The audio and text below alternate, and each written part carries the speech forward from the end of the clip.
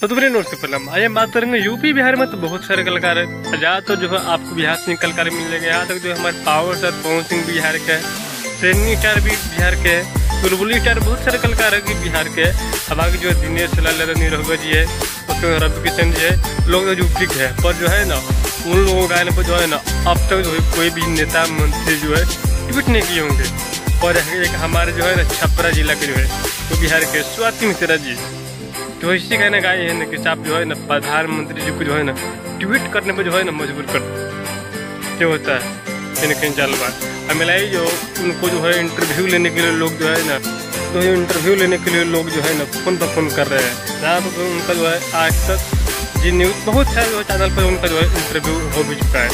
यहाँ तक जो है लोग जो है टिकट शो करने के लिए जो है ना फोन पर फोन कर रहे हैं।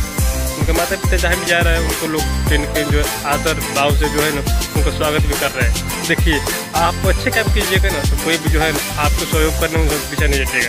इसलिए थोड़ा लेट से ही चाहिए पर जो है ना आपके मेहनत के फल जो है ना भैया मिठाई मिलता है। कहीं ना कहीं जो है ना हम हो या आपको जो है मेहनत घबराना नहीं चाहिए। लेट से ही चाहिए पर जो है ना मेहनत का रिजल्ट बहुत मीठा मिलता है। बाकी आप लोग का कहते हैं स्वाति मिश्रा जी के बारे में प्लीज़ अपना जो कमेंट में वीडियो अच्छी लगती है वीडियो को लाइक कीजिए, चैनल सब्सक्राइब कीजिए।